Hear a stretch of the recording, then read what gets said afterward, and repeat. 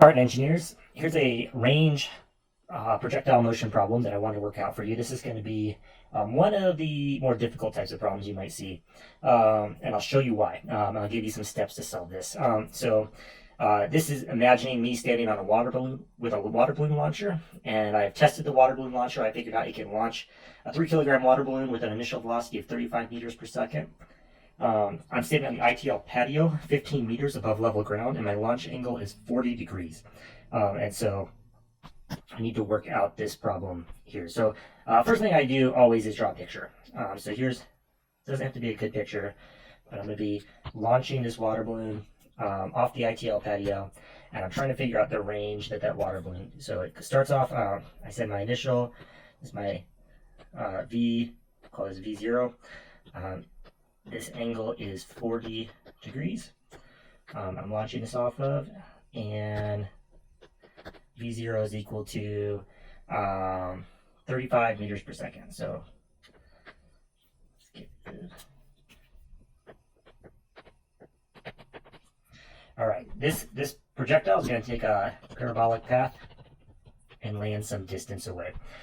Second thing that's good to do in your drawing is to define a coordinate axis. And so here I'm just going to say that that's x equals 0 and y equals 0. So my initial y position is 15 meters. And my final y position when it lands then is going to be 0 meters. My initial x position is going to be 0 meters. And where it lands, x final, that's what I'm looking for. So I'm not highlighting that in pink here. Oh, that's a bad color choice. Can't see that. I'm going to highlight that in blue here. That's what I'm looking for, my final position. And so, or the other way to say that is I'm looking for delta x, which is going to be my x final minus x initial. Okay. Couple other things I don't know. Let's think here. So I don't know the final velocity when it hits the ground. Don't know that. And I don't know how long it's in the air. So delta t, don't know that either. But I can start. That's a good picture. That's a good start. And I can start plugging through this and figuring it out. One thing I want to do is break this initial velocity into its x component. So v0 x is equal to 35 meters per second cosine 40 degrees, and then I have its y component. V0 y is equal to 35 meters per second times sine of 40 degrees. Let me go ahead and plug these in. All right, great. Next thing I need to do is I need to look at my equations and think about which one gives me my final, the answer I'm looking for. So one that jumps out to me when I look at my equations for kinematics, or my projectile motion equations, is x final is equal to x initial plus v0 in the x direction times delta t. That one looks good because it has this piece of information that I want. I know my initial position in the x is, and I know my initial velocity, but I don't know my delta t. And so in order to solve these range problems, I first need to find my time of flight. So let's do that first. So this will give me the answer once I have delta t, but I need to find delta t. So the other one that's going to be useful is this one here. So y final is equal to y initial plus v0 in the y direction delta t plus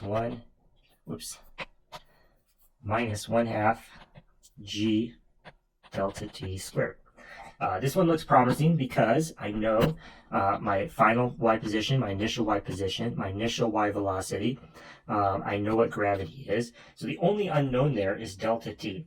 Now the tricky thing here is solving this quadratic equation, right, for delta t. I could plug in all these numbers here. I have my initial, so I have 15 meters plus 22.5 meters per second delta t minus 1/2 times 9.81 meters per second squared delta t squared, right, is equal to 0. That's a quadratic equation. That's going to be hard to solve algebraically. What I need is I need the quadratic formula to solve that. And so if I look up the quadratic formula, it's of the form. Let me write it in a different color here. Let's write it in orange.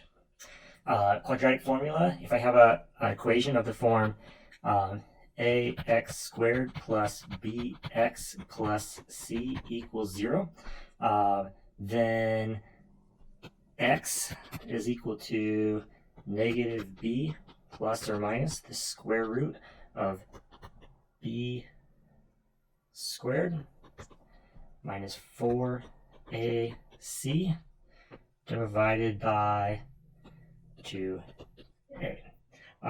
So here I have my x now is actually delta t. So going back to my equation up here, the thing I'm solving for is delta t is equal to, b is this 22.5, so minus 22.5 plus or minus the square root of 22.5 squared minus 4. A is going to be 1/2 times 9.81, so 1/2 times 9.81, and C is this 15 meters,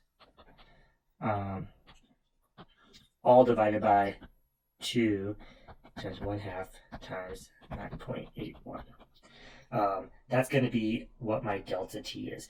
And so I can plug that into my calculator and figure out what delta t is. Let's do that real quick. This should be a negative 9.81. So this is plus, and this is negative down here.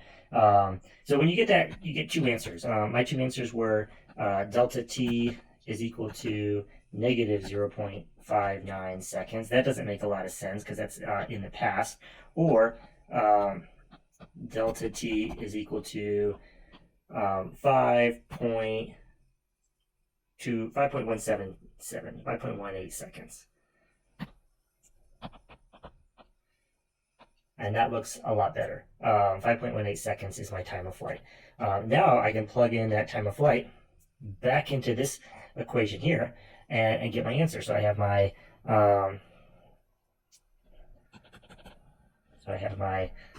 x final is equal to x initial plus v0 in the x direction delta t. That's 0, so I have my x final is equal to 26. Now I'm using this initial velocity in the x direction, 0.81 meters per second times 5.81 seconds, and that's going to give me my answer.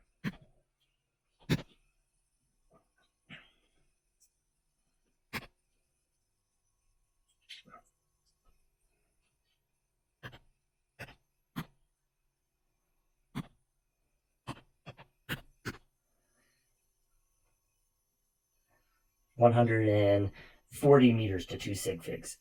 So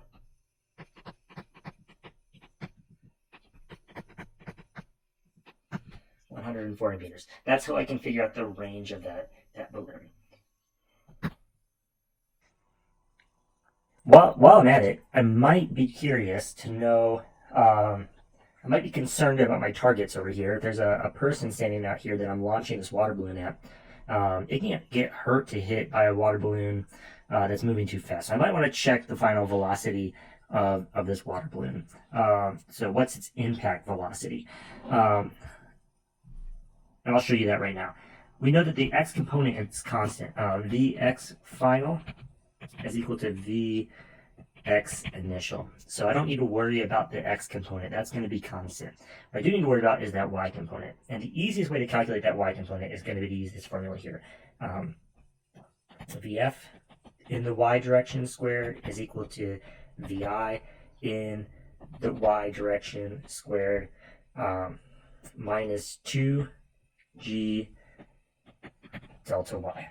That's going to be the easiest one to use. And here we know delta y, it's negative 15 meters. It starts at 15 meters and it lands here. So we have, and we know our initial y velocity, so we can figure out our final y velocity with a little bit of a trick. So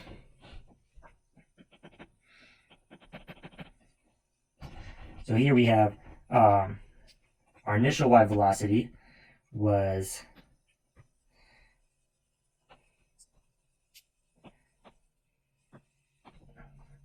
we're up here 22.5 meters per second minus 2 times 9.81 times negative 15 .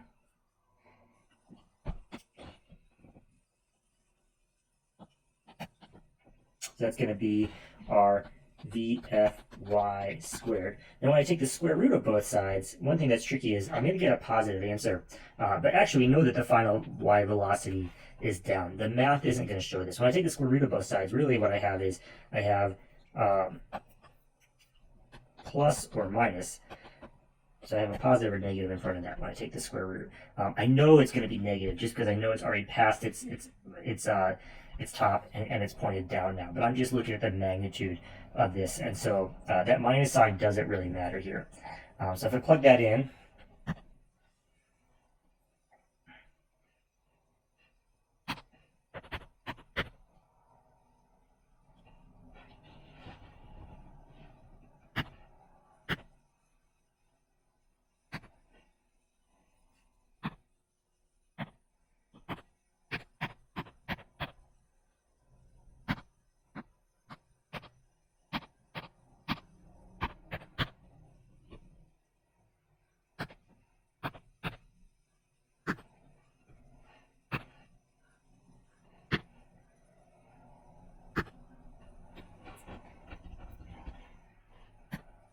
I get that the final y velocity is about 28.3 meters per second. So this y component is 28.3 meters per second. The x component is 26.81 meters per second. And so the final velocity is going to be, the magnitude of the final velocity is going to be 28.3 squared plus this 22.5 squared, all square rooted. So if I do that, I got this to the squared plus 22.5 .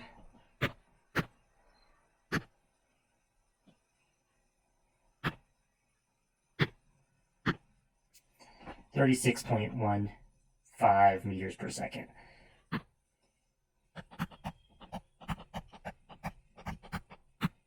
So the final velocity is a little bit faster than my initial velocity that I launched it with.